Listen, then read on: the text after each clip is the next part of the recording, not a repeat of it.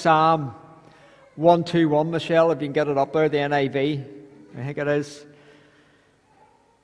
And the thought I have this morning, okay, the meaning of life, okay, it's not a Monty Python sketch I'm going to do this morning, but the meaning of life, we all wonder what the meaning of life is, don't we? What is life all about? What is it all about, the meaning of life? Okay? And I'm going to simplify it really, really, really shortly this morning. What is life all about? Or a better way to put it, a life with God. What's that all about is probably the better way to put this. And the Psalm 121 this morning, as just the first 8 verses I'm going to go through this morning. It was written as part of 15 Psalms that would have been sung in sequence by pilgrims going up to Jerusalem. And it was written basically, and they were sung and they were quoted to instill confidence in God's people. It's called the Song of the Ascent. And it says this: I lift my eyes to the mountains. Where does my help come from? My help comes from the Lord, the maker of heaven and the maker of earth. He will not let your foot slip. He who watches over you will not slumber. Indeed, he who watches over Israel will neither slumber nor sleep. The Lord watches over you. The Lord is your shade at your right hand. The sun will not harm you by day, nor the moon by night. The Lord will keep you from all harm. He will watch over your life. The Lord will watch over your coming and your going, both now and forevermore. You might not know this, and you might know this because I've spoke about it enough. We went to Italy the other year, okay? I don't know if I've ever told you that, but we went to Italy, so we did. And we went to Italy in many ways, part holiday. And we also went as part of a pilgrimage, okay? We were there for a holiday, but our mindset and much of this was part of a pilgrimage. And there was times on the holiday we were tourists, okay? You go for a holiday to be a tourist. You're called a tourist when you go on holiday, okay? So as much as we were there for a pilgrimage, we were there as tourists, okay? But we were there as tourists. We went to see the sights. We went to see the beautiful things that Italy had to offer. But there was times on the holiday we became a pilgrim, and we became pilgrims. We went on a journey in many ways, and we visited many sites as tourists, and we went especially to certain places where God once spoke to people, where he spoke to men and he actually spoke to women, to go and do something different for him. There was times we went, we were tourists, and there was times we went on a pilgrimage. We went to see where people got challenged, okay? This was the idea we went on. They would come away from this world and they would separate themselves from this world to do something big for God. That's what we went to find, where these men once heard the voice of God.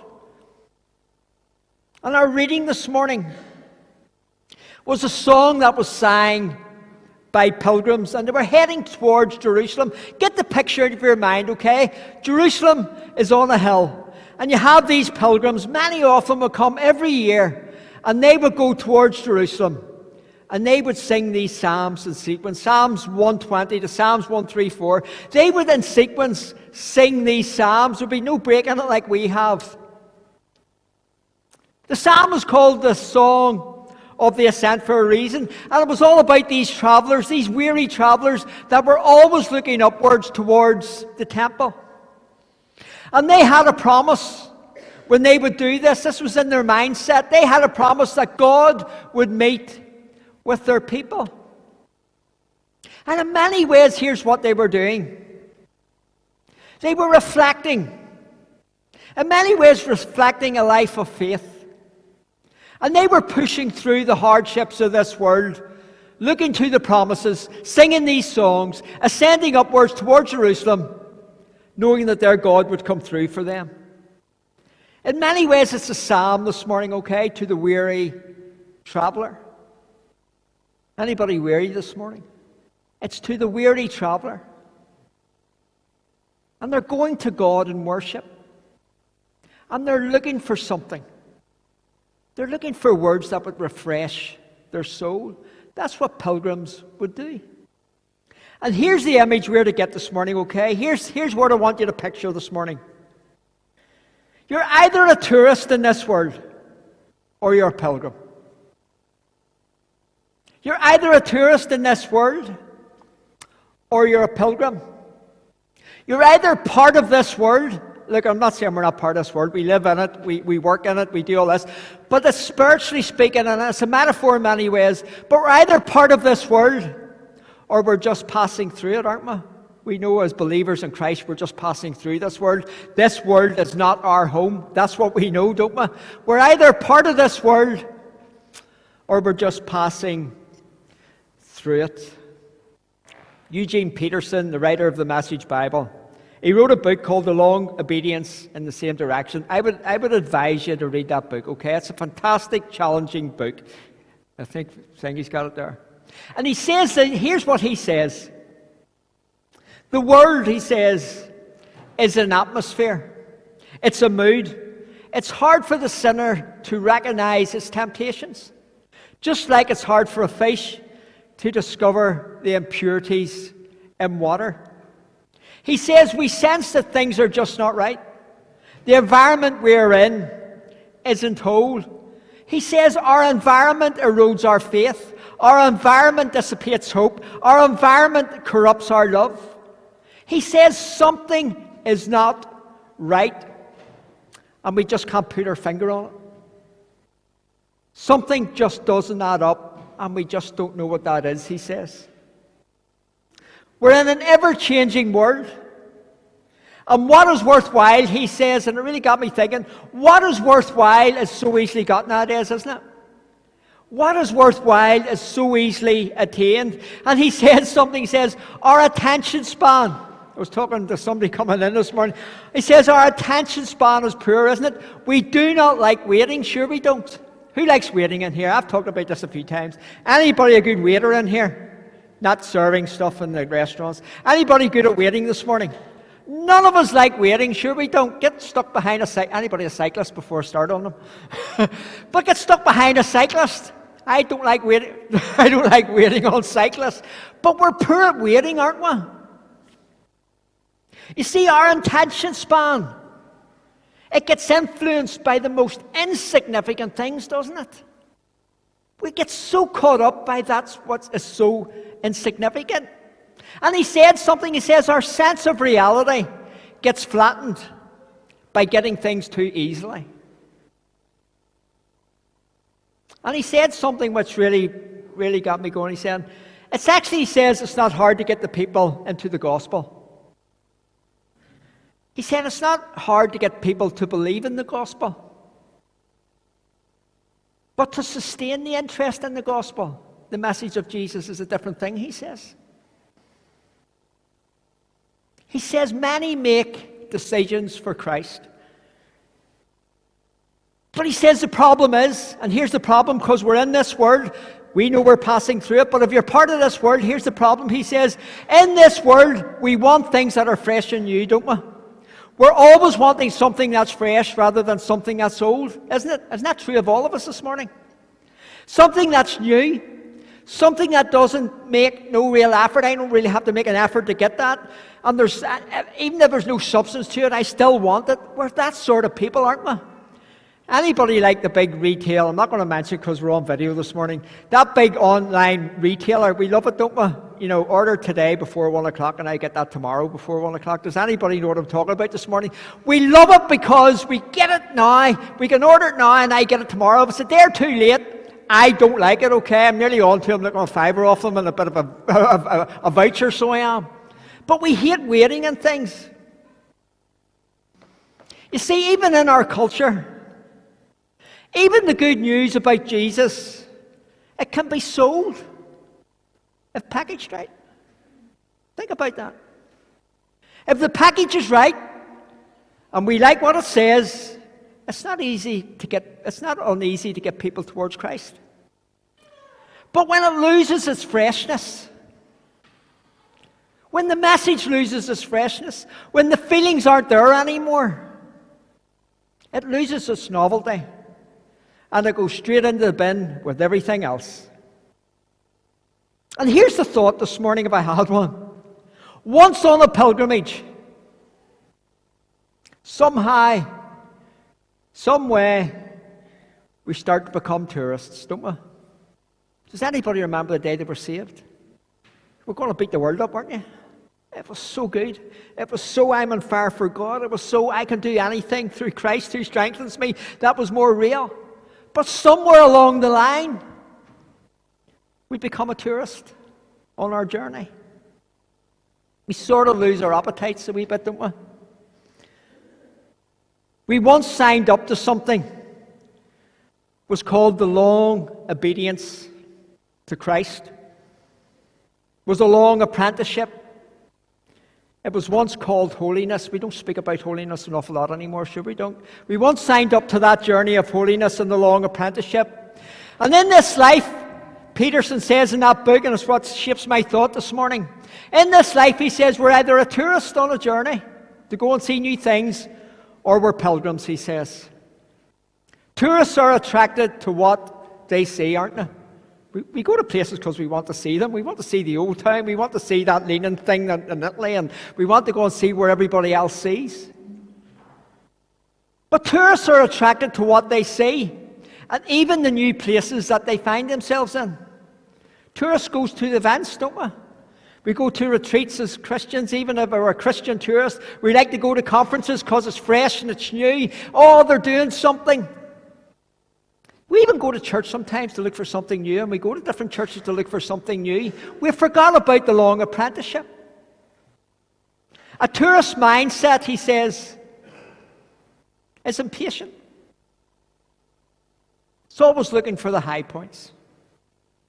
Nietzsche, Friedrich Nietzsche, this German philosopher, you might have known him, who lived in the 19th century, and he wrote exclusively on religion, philosophy, and science. Early in his life, he gave up his faith altogether, it said, and he said these words, "Hence the ways of men part. If you wish to strive for peace of the soul and pleasure, then believe," he said. "If you wish to be a devotee of the truth, then inquire," he said. He said the essential thing in heaven and earth, something which made life worth living, it's this, he says, the secret of life, the secret of why we were made. He said the secret of making a life worth living is this. It's the long obedience in the same direction. Thereby, he says, the results are this. And has always resulted in the long run. Something which makes a life worth living is this. It's the long obedience in the same direction, which the mood of the world does so much to discourage. Here's his point. Here's what he's saying. The meaning of life is simple, he says. The meaning of life is this, he says. It's to find a standard, he says, and stick to it. This world has no standards anymore, sure it doesn't. We have a standard. It doesn't stick to it. We find a standard and we don't stick to it. But for the believer, for the pilgrims, he says, the meaning of life is simple. It's to find a standard and stick to it. Solomon, we're told, found the long obedience. He says the long obedience actually is the ultimate calling in our lives. He wrote in Ecclesiastes 12, he says, "Fear God and keep his commandments, for the whole duty of man is that. For God shall bring every work into judgment, every secret thing, whether it be good or whether it be evil." Solomon had it all, didn't he? You ever read the life of Solomon? He had it all. He had wisdom, which I already spoke, our speaker didn't have because he got his wisdom tooth took out. But he had wisdom, he had money, he had power, he had women, he had faith. He had all the luxuries. But after it's all gone, the ending couldn't be any clearer. Solomon said these words, "Here's the standard of the pilgrim. Fear God and keep his commandments." That is the meaning of life. This is the long obedience, he's saying, in the same direction. Jesus quoted it from Deuteronomy, asked what was the greatest commandment or what was the greatest thing we could keep. He said, "Hear, O Israel, The Lord your God is one. Love the Lord your God with all your heart, with all your soul, and all your mind, and all your strength. The second is this: love your neighbor as yourself. There is no greater commandment, he said, than these. And I hope, and I think we do, all of us want a meaningful life, don't we?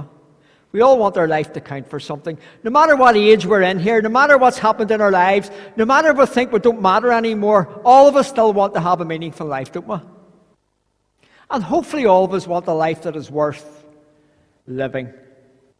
But to live a life, we're told, in the long run, a life of obedience in the same direction, everything that this world would push against. Here's the big point this morning. I'm nearly there. We're either on a journey this morning, okay? We're either on a journey this morning. You're either a pilgrim or a tourist. I don't think pilgrims can't become tourists. All last week I was partly tourist and part a pilgrim. We're either a tourist in this world or we're a pilgrim in this world. We're either a disciple or a passenger. Disciples are those we know who spend all our time, all our lives around Jesus. Didn't Paul call himself a prisoner for the Lord?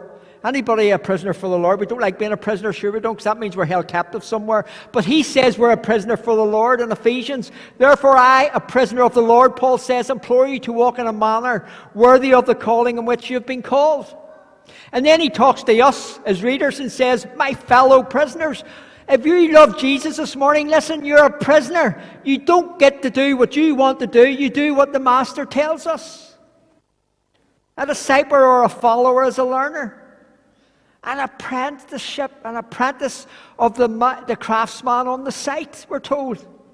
A pilgrim is someone who will spend their lives going someplace. Where are you going this morning? I have to ask myself that all the time. Where am I going here? Where are you going? If it's not going to God, where are you going? And the only path to get to God, as we know, is through who? It's through Jesus. And here's the other beautiful part of a pilgrim. We know this isn't our home, don't we? I don't mind being here. I actually like passing through it, okay? I'm a wee bit of a tourist at times. I don't mind this world. But I know it's not my home. I long for something else one day. I know I will be somewhere else today. I know that those that I have loved, that have given their life to Jesus, are in that place waiting on me. A pilgrim knows this is not their home. It's an Abraham story. A pilgrim is someone who sets out on a journey where we don't know where that ends up. If you know where you're going, maybe you're in control of that journey. Thomas asked Jesus this, says, Master, we have no idea where you're going. How do you expect us to know the road? He said. Jesus answers him and says, I am that road. I am that way. I am that truth. I am that life. No one gets, he says, to the Father except through me. Then we're shown in Hebrews that shows us the way. Do you not see what all this means, it says in Hebrews? All these pioneers who blazed the way, all these veterans cheering us on. It means we better get on with it, strip down, start running, never quit. No extra spiritual fat, no parasitic sins. Keeping your eyes on Jesus, who both began and finished the race we're in, he says. Our journey this morning is a pilgrimage.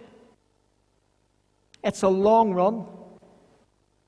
It's our discipleship. It's one that should be always moving upwards. If you're not moving upwards, you're standing still, which to me is always backwards. Psalms 120 to Psalms 134, 15 Psalms, as I've already said, would be sung in sequence.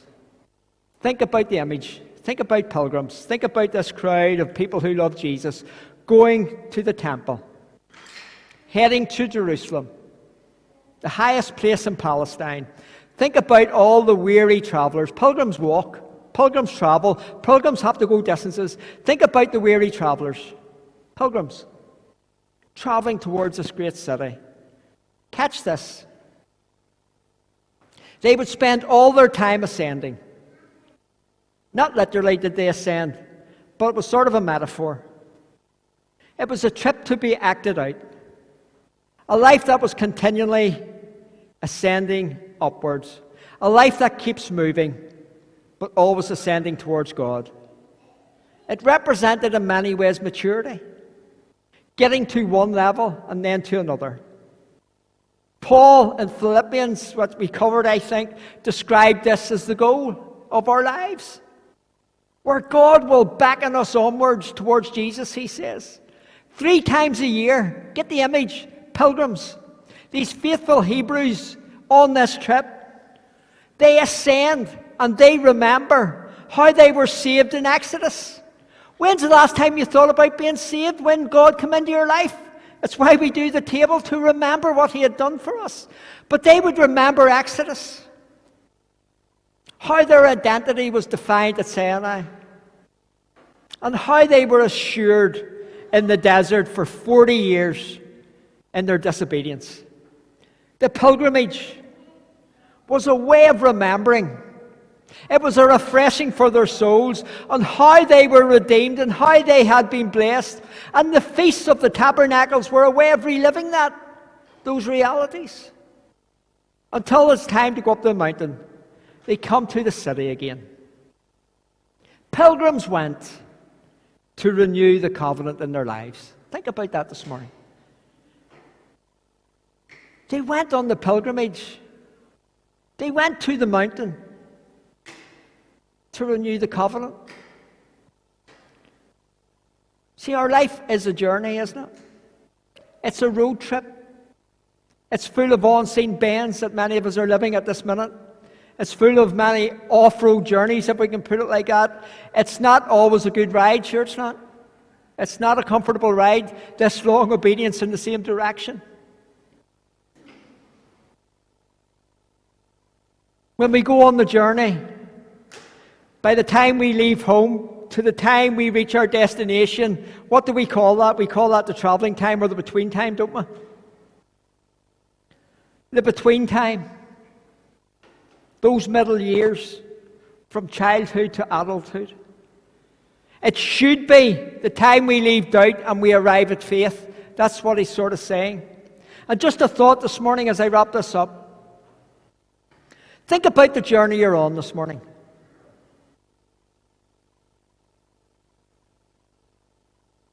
Have you accidentally become a passenger and forgot about the pilgrimage? Maybe this morning it's time to go on the journey again. Back to the long run. Back to obedience. Back to pilgrimage. Back to what really matters. Jesus. We're in the between time at the minute, aren't we? All of us, because we're sitting here this morning. By the time we were born to the time we died, we're in that time. We're so blessed to be in that time this morning. From birth to life, we're on a journey. And it should be this. It should be the long obedience to God on the road we're on, no matter what. We should be ascending daily up the mountain in worship, in word, and remembering our great salvation. The meaning of life, as I've started with, is a simple one this morning. It's a simple one. The meaning of life, the reason we were created, the reason we are here today, all of that is such a simple idea. The meaning of life is simple. It's the long obedience to God. That's why we were created, to serve Him. It's a pilgrimage to love God and to love others. It's a call back up the mountain to what really matters. It's a call back to Jesus. It's back to remembering all that He's done for us, all that He continues to do, and all that He will do. Here's the long obedience to wrap it up. The long obedience to God is simple. It's His direction, not ours. It's His direction, not ours. If you're doing your directions, you're not in obedience. It's His direction, not ours. It's a call back to making Jesus first. And it's called simply this morning as we come to pray. It's the long obedience in the same direction. It's an upwards one. It's an onwards one. And it's a forwards one. Let us pray.